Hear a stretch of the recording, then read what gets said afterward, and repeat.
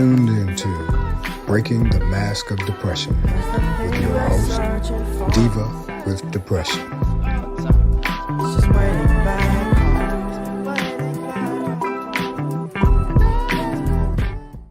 Hey guys, how are you? This is Breaking the Mask with your host, Diva with Depression. That's me. I hope everybody is doing well. We have an honored guest here today. You guys know I don't do interviews too much, so forgive me if I stumble. But you guys have heard me talk about my twin sister many times.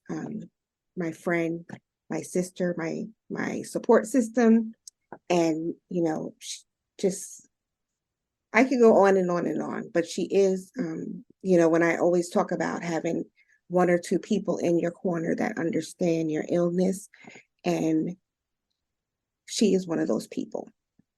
So welcome to the show, my twinster, Lynn Cotton.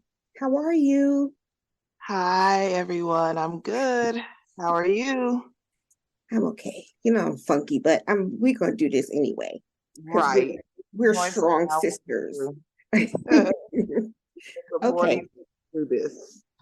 So today we are talking about caregivers. And as you know, as millions of you know, that when you are being a caregiver for others and trying to maintain yourself, it gets difficult. So I know many caregivers, but Lynn, I know her story, and I always tell her that her story is a story that needs to be out loud. So, are you ready? Are you ready? Are they ready? Yeah, I'm ready. I know they're not for us, but yes, I am ready. I am ready. Okay. The first question that I have for you is, what are your daily roles? Like, what do you do on a daily basis? Well, in general, I'll just give you a little overview.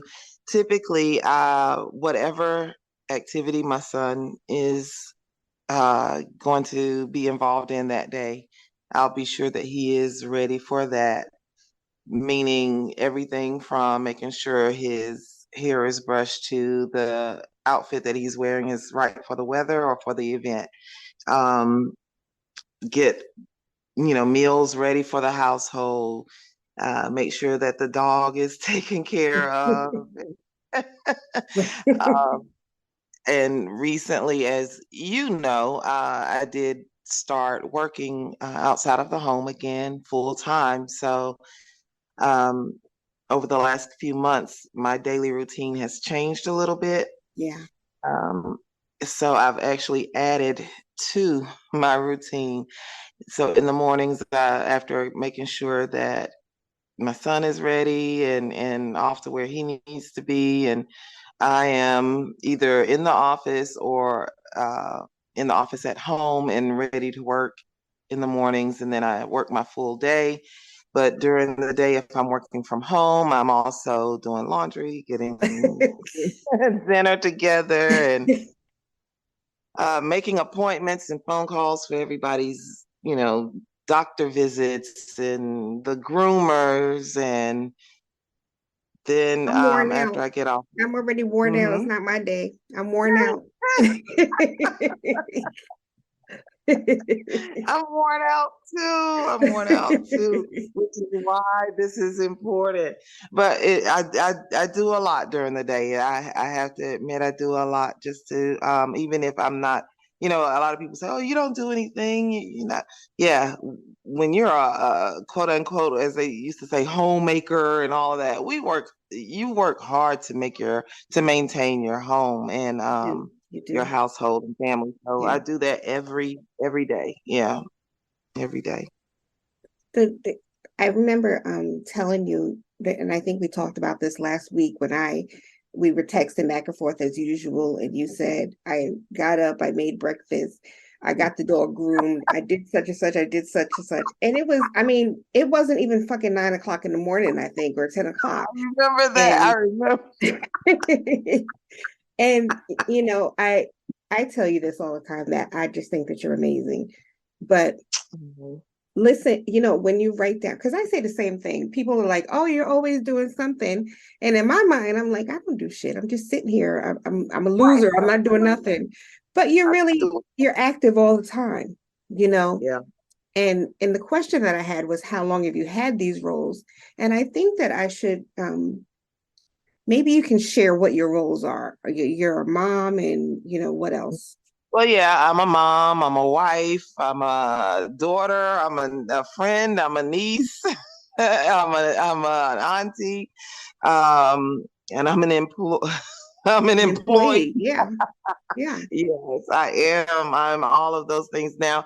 I have been mom for 27 and a half years. My son is 27 years old. He is a surviving twin and they were born prematurely. He was only a pound 4 ounces when he was born. So that kind of tells you that the anxiety and caregiving and all of that started about 27 years ago. Yeah. And I got married in 2007 and actually married someone that I dated in high school. And we reconnected and got married in 2007. That and marriage is work. Everybody says it, but Hard it work. is truth and it is hard work. And somebody said, well, how do you make a marriage last? And I actually saw this on one of me and my comedies. I was Mhm. watching I was watching one of my comedies, my sitcoms the other night, and the lady had been was saying that she had been married for I think it was like 36 years or something, and another lady had just gotten married a couple of years ago, and they worked together, and she was like, how do you do it? And this was not a part of the joke. The lady said it just you work hard to stay married because you want to stay married, you choose to stay Right, married. right. So yeah, so that's my hard work. And I have been a pet mom for for about 7 months now. And that's my little shadow. So altogether I've been, had several hats on for about 27 years. And of course there are hats under those hats. Yeah, yeah. A Um, mom, a wife, and so you know that I call Roddy my buddy because I just love hanging out with him, and I've learned so much. I should say that I have learned so much from Roderick in the past how many years? He's teaching me. 20 years. Wow. We have been twins for 20 years. And let me tell you guys, if you see him now, you would be like, he was not 1 pound or nothing. He's No. so big. Exactly. 1 pound where? Oh my gosh. Yeah. So I'm gonna skip around a minute, because I know the answer Yes. to the question, but you can tell me what role is the most difficult. And I don't want to say difficult because that's my baby.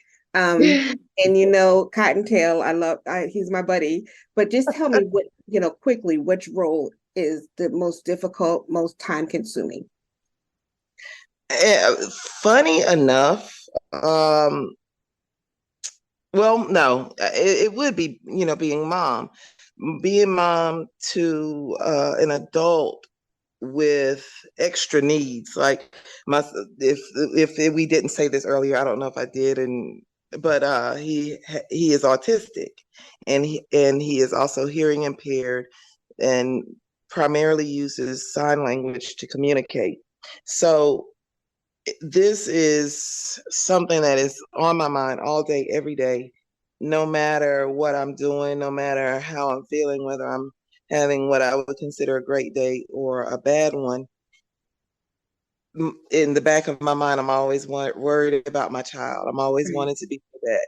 Yeah. It's not always about abuse. It can just be, I don't want him neglected. I don't want him overlooked. And if he's not in my care and is in someone else's, that's always on my mind. And I'm always thinking about what I can do to help him reach goals that we're supposed to be working Right. on every day. And so that is a time consuming thing. It's a mind consuming thing.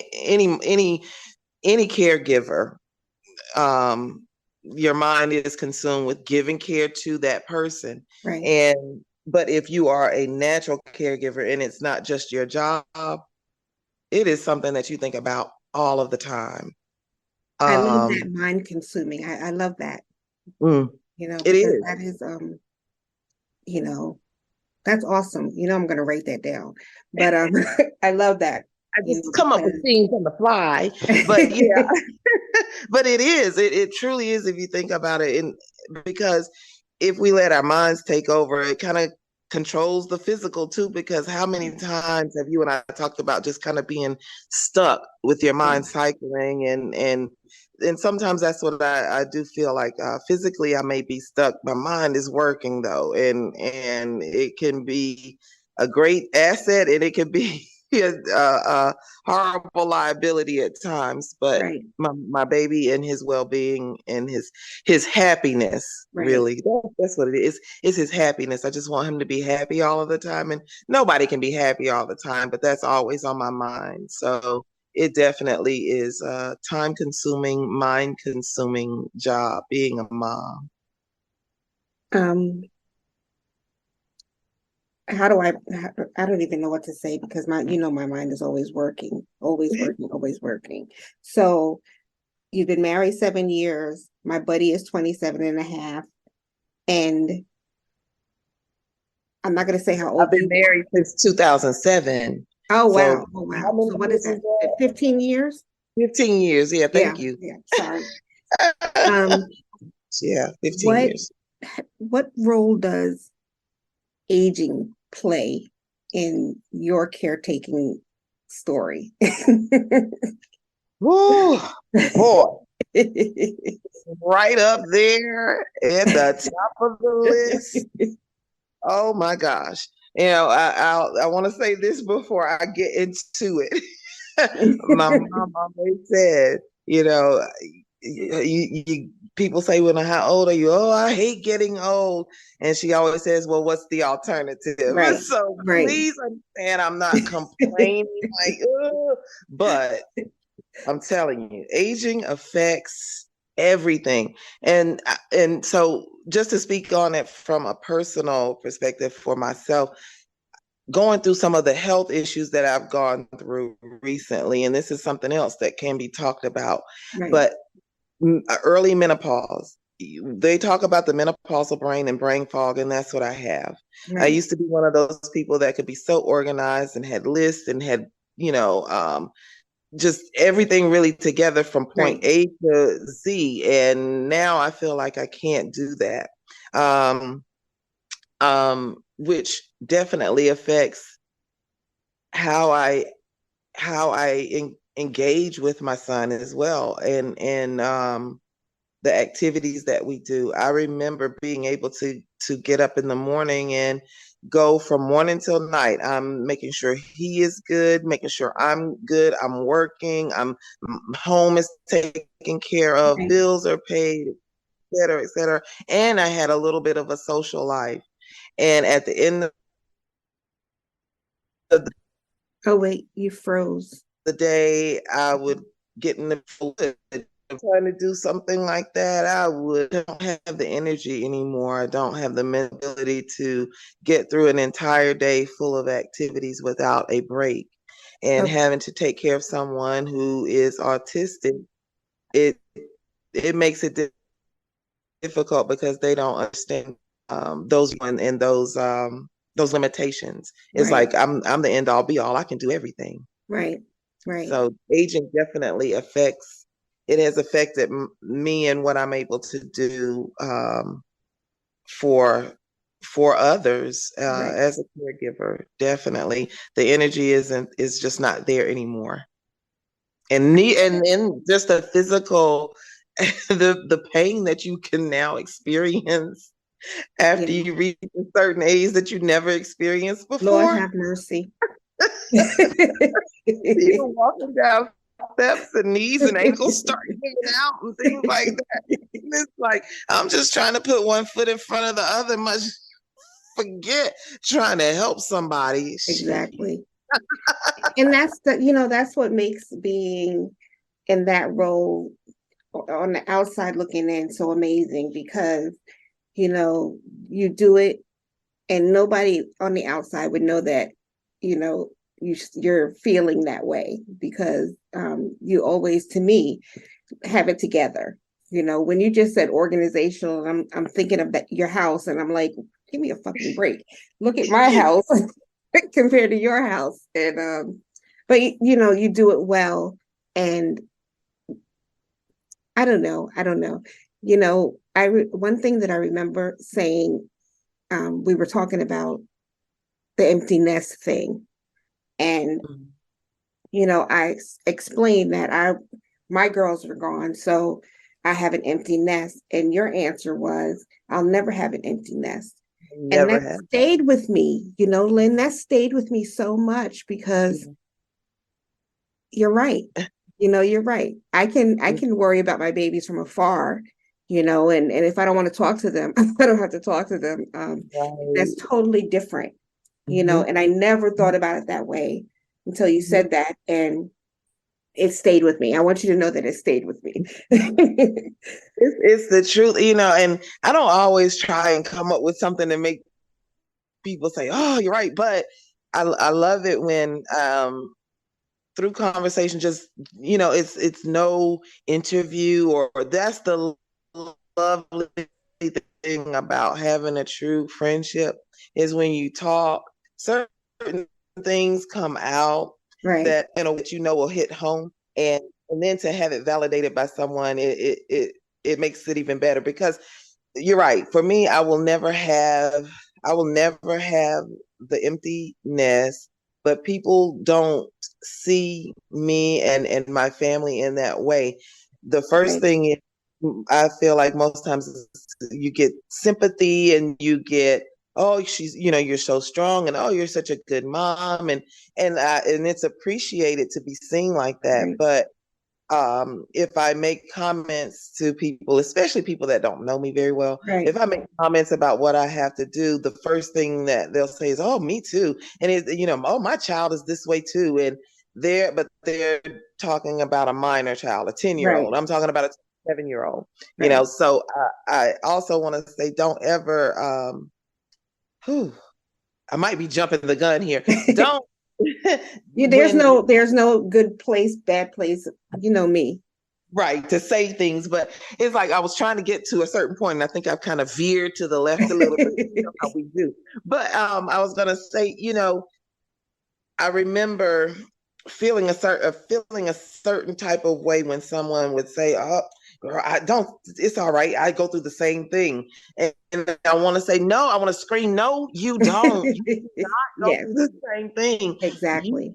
you do not go through the same thing. You are not looking for a babysitter for your senior in high school. You're Right, not, you're not looking. You're looking at your child going out on a first date, and getting a driver's license, and you're worried right, about those things, which you should worry about. But I will never have those things to deal with, because my son is not able to do those things, and I right. have to be kind of everything for him. So when people say, "Oh, I go through the same thing," no, You you don't. don't. Don't Yeah, minimize what I do. I'm not trying to maximize it and be, exactly. dramatic, but it's the truth. Don't minimize what I do, even if you don't know what I do on a daily basis. You have an idea that it's pretty significant, Yeah, and yeah, it's significantly different than the norm. yeah. Um, listen, a whole nother show about the I strong know. black woman, and all that shit. Oh, Because I if you look at know. my Facebook post today, you can see that I am over it. So you You know know, me. Oh, I'm tired of the stereotype, and I'm tired of, like I said, a whole nother freaking show, because I'm pissed off about that.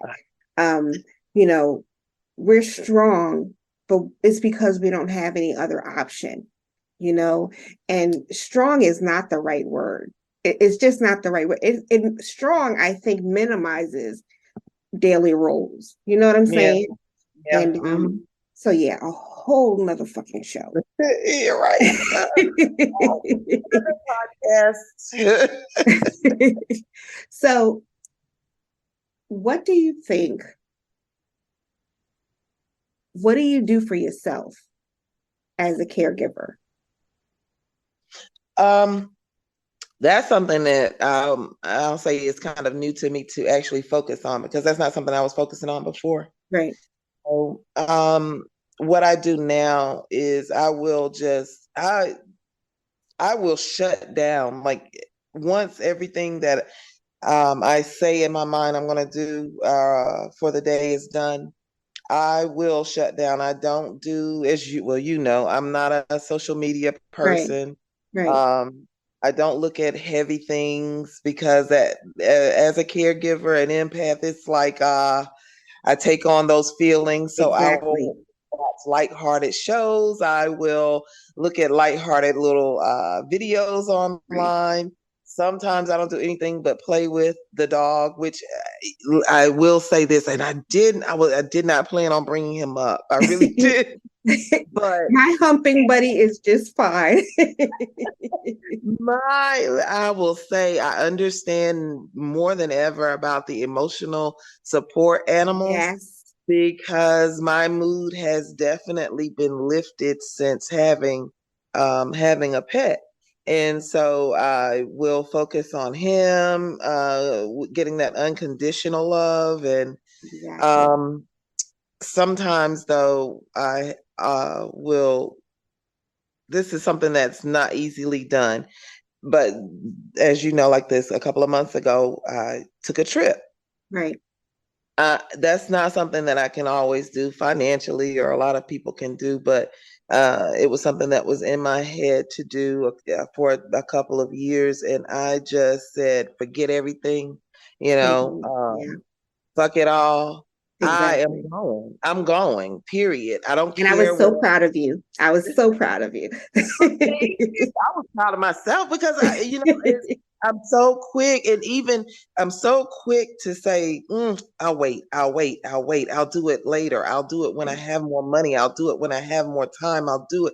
But I realize that time is fleeting, and there's no better time than now. Right. So if there is a will, if there isn't a will, I'm gonna make a will. And then, Exactly. if there is a will, there's a way. And so for certain things, I just decided that I'm gonna do it regardless. I don't care what anybody else says, thinks, what else needs to be done, because those other things that I make priority on a daily basis are priority. But when I decide to do something for myself, I'm going to push those things to the back burner, and nothing is going to fall, through the depths of through the 7 layers of the earth to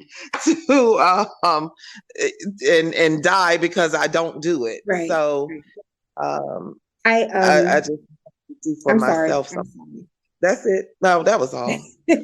No, I was just saying that that's one thing that I have noticed, the change in you, that you do try to do, even if it's little things, to do things for yourself. Like us going to dinner, successfully going to dinner for the past 3 weeks or whatever on one day. Yes, But that's a big thing. It's a big it, thing for you. it is. We're not going to talk about me, but it's a big thing for you. And I love it. I'm happy that that's the mindset that you're taking now. And I don't think that, caregivers, like you said, it's always something. So you don't think to stop and do for yourself. And that's where the burnout comes in, Mm-hmm. and I was just on a webinar about caregivers and burnout. And, I think I sent it to you about, it was just a whole 2-day webinar event for caregivers. And, they had the yoga and the tapping sessions and different things like that. But Uh-huh. that's needed. We need to find something, just like I need to find something to slow the hamster in my mind down. Mm-hmm. We need Mm-hmm. to have outlets for people that have the hamster plus, Mm. plus. But yes, it's like the hamster is on a wheel and going through the tunnel, and Exactly. the another hamster is on another wheel up there. It's ridiculous. It's ridiculous. It is ridiculous. And then navigate, life while your brain is going a million miles an hour. It's hard. Yeah. Okay. I have 10 minutes left, so I wanted to skip around and ask you this question. Gosh, What that went did fast. I know, right? You know how with us, I was already like, I don't even think that we can do this. But anyway, um, in a little bubble, can you tell us what your advice would be to a caregiver? I had, mama and all of that stuff, but specifically to people that are in the caregiver role. I know that, it's probably been said a lot lately, but don't forget to care for yourself. Caregivers need care too. And so I have a friend whom I have known since 5th grade. Right. We have been out of touch with each other, and over the last couple of years, we've gotten back in touch with each other. We were very good friends, and I call her a support sister because we send just our like you and I text about everything. We can text about things we see in the street, on TV, to serious stuff, and she's someone that we typically just send a lot of supportive messages to. Okay. And one of the things that I said was, caregivers need care too. We have to be open to receiving all of the care that we give out. We have to be open to receiving some of that, whether it's just a simple compliment, a smile, a wave, a brief encounter with a stranger on the street, a dinner with a good friend once a week or every couple weeks. Do something. And sometimes the hardest part is finding whatever something is. That can take a little work too when you're in a space of or a stage of life where you're having to care for so many other people and things.